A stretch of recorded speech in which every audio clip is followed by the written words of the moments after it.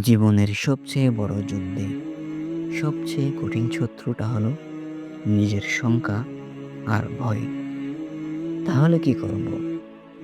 আল্লাহর উপর পুরো বিশ্বাস রাখো, কারণ তিনি বলেছেন, আমি তোমাদের সাথে আছি, তাই আমি তোমাদের ভয় পাবার কোনো কারণ দেব না। সূরা আত-তাওবা আয়াত 40। তুমি যখন নিজের ভয়কে আল্লাহর উপর বিশ্বাসে বদলে দাও, তখন অসাধারণ কিছু করতে শুরু করে।